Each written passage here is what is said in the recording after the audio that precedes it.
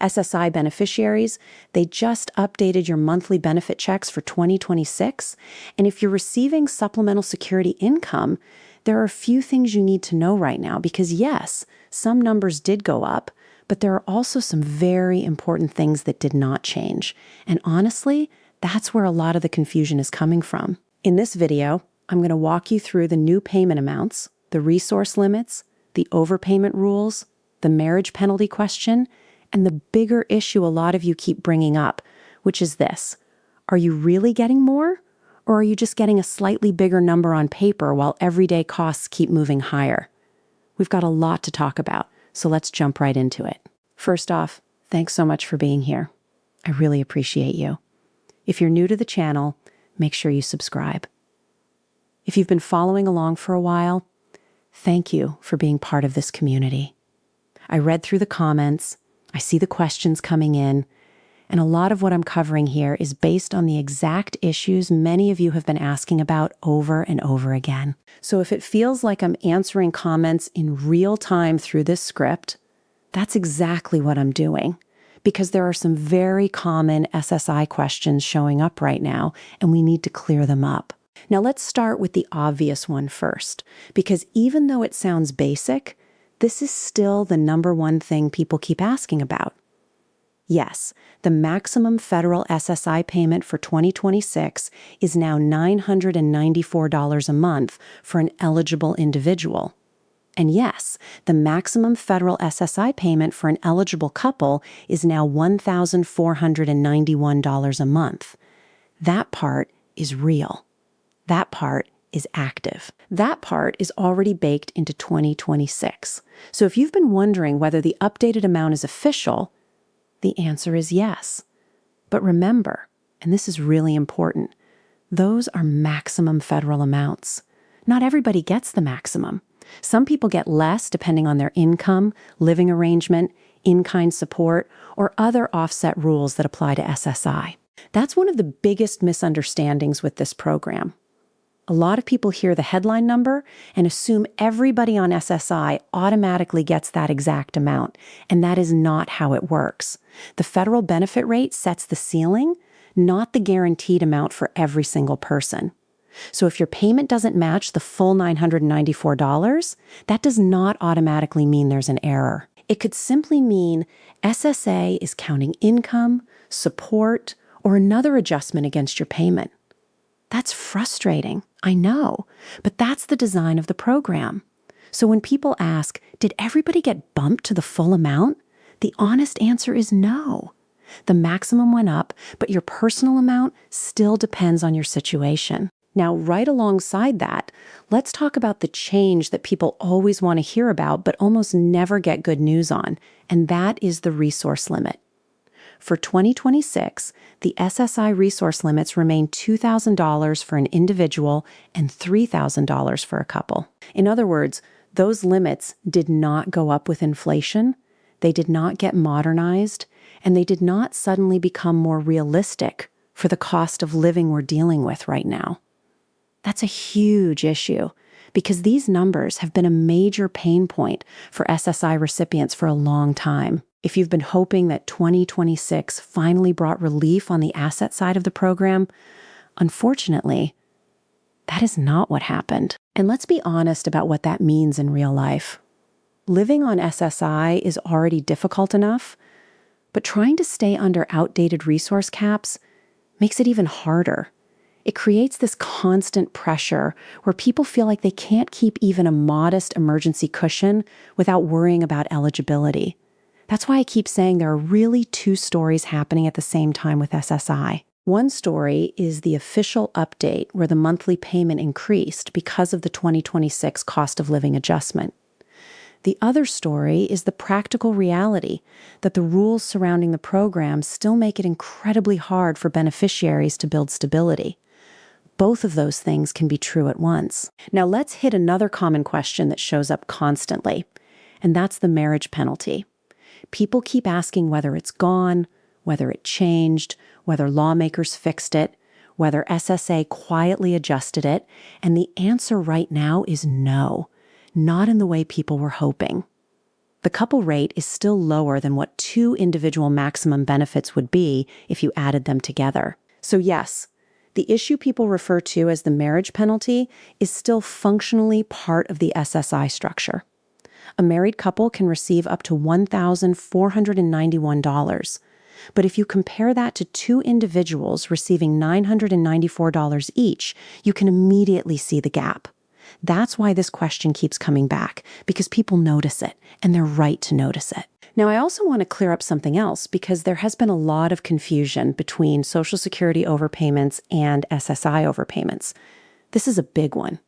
SSA announced in 2025 that for certain Social Security overpayments, the default withholding rate would go back up to 100% for new overpayments. That headline scared a lot of people, understandably. But for SSI, the default overpayment withholding rate remains 10%. That distinction matters a lot. So if you're on SSI and you heard people saying they can take your whole check, you need to be careful, because that headline does not apply the same way to supplemental security income. For SSI, the default withholding rate remains lower. That does not make overpayments harmless, obviously, but it does mean the rule is different than what many people feared. And that right there is why so many beneficiaries feel overwhelmed. You get one headline about Social Security, then somebody repeats it online, then another person turns it into something even bigger, and suddenly SSI recipients are sitting there wondering whether their entire check is about to disappear. So let me say this as clearly as I can. If you are on SSI, the default withholding rate for SSI overpayments remains 10% under the current policy. If you receive a notice, always read it carefully. Always check which program it is referring to, and if something looks wrong, do not ignore it. But also do not assume every scary Social Security headline applies to SSI in the exact same way, because it often does not. Now let's talk about the question in the title, because this is really the heart of the conversation. Are you getting more? Technically, yes. The 2026 SSI federal payment standard increased because the 2026 COLA is 2.8%. So compared with 2025, the maximum monthly payment is higher. On paper, that is an increase. But the reason so many people are frustrated is because a raise does not automatically feel like more money if your rent, food, utilities, insurance, transportation, and medical costs keep rising right alongside it or faster than it. That is the disconnect people are feeling. The benefit can go up and still not feel like relief. This is where the bigger poverty discussion comes in, and this is a conversation that does not get enough attention. SSI was originally designed to provide basic income support for older adults and people with disabilities who have limited income and resources. In theory, that should mean protecting people from deep poverty. But when you look at the actual numbers, you can see why so many people say the program is no longer doing enough. For 2026, the federal poverty guideline for one person in the 48 contiguous states and D.C. is $15,960 a year. Broken down monthly, that's about $1,330. Compare that with the maximum SSI payment of $994, and you are looking at a gap of roughly $336 per month. That is not a small shortfall. That is a very real gap in day-to-day survival. And if you look at couples, you see the same basic problem. The 2026 poverty guideline for a 2-person household in the contiguous states is $21,640 a year, which works out to about $1,803 a month. The maximum SSI federal payment for a couple is $1,491. So again, even at the maximum, the benefit sits well below that poverty guideline benchmark. That's why so many recipients say they are not just struggling with inflation, they are starting from behind in the first place. And when you start from behind, a modest COLA increase does not suddenly put you ahead. It often just helps you lose ground a little more slowly. That is the part I really want people to understand. When you hear that your benefit was updated for 2026, yes, that is true. And yes, that matters. But the bigger question is not just whether the number went up. The bigger question is whether the number went up enough. And for most people living this reality, the answer feels like no. Because if every essential bill has climbed, if groceries still feel expensive, if housing keeps stretching budgets to the limit, if transportation and medications cost more, then that extra amount can disappear almost immediately. So yes, you got more in a technical sense. But whether you feel more secure is a completely different question. Now, I also want to say something important for those of you who are newer to SSI or maybe helping a family member who is on SSI. The federal amount is only part of the picture. Some states add their own supplement and some do not. So depending on where you live, your total monthly payment may be higher than the federal amount. On the other hand, if SSA is counting income against you, your check may still come in well below the maximum. That is why you always want to look at your own award notice, your own payment record, and your own situation, rather than relying only on one headline number. The headlines give you the framework, but your personal payment depends on how SSA applies the rules to you. Another thing people ask all the time is whether there are likely to be more changes during the year. And the honest answer is yes, that is always possible. With SSI, you can have the annual payment update, but then still see additional guidance, policy clarification, administrative changes, or enforcement changes later on. Sometimes the biggest issues are not even the headline benefit amount. Sometimes it's how the rules are applied, how notices are sent, how overpayments are handled, how eligibility reviews are processed, or how quickly people can get answers when something goes wrong.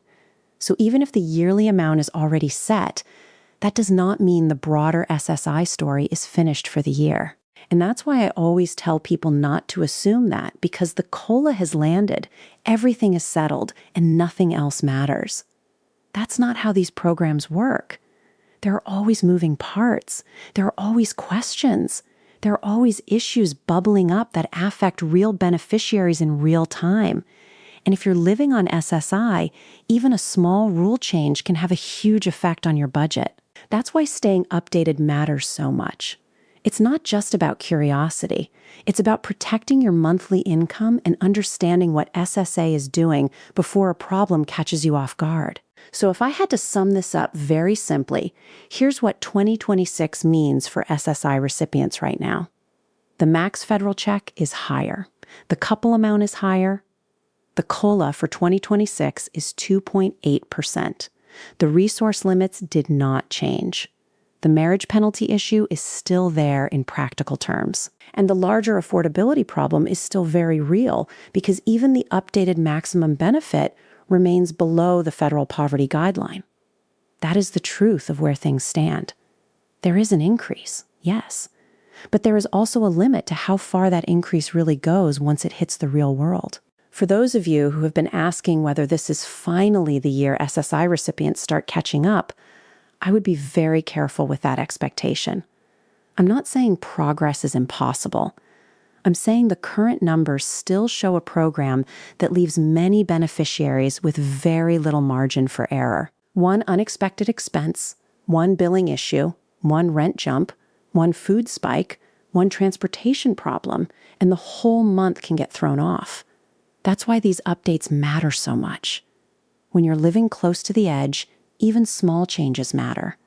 But it's also why people are justified in asking for more than just small changes. Anyway, I wanted to put all of this together in one place because I know a lot of you have been asking the same questions. What's the new amount? Is the couple rate updated? Did the asset limit change?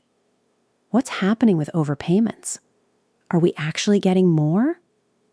This is what we know right now, and this is the clearest way to look at it. If more updates come out, if anything changes, or if there are new policy moves that affect SSI beneficiaries, I'll continue to break those down in plain English so you know exactly what it means for your monthly check. Thank you so much for watching. If you're new here, please consider subscribing. As always, drop your comments, your questions, and your feedback down below because a lot of future videos come directly from what all of you are asking about. I'm here to help you stay updated. I'm here to help you understand what these changes actually mean. And most importantly, I'm here on your side. I know how much these monthly checks matter. I know how stressful this system can be. And I know how important it is to have somebody walk through the details without all the noise. Thanks again for being here. Take care, stay tuned, and I'll catch you again in the next video.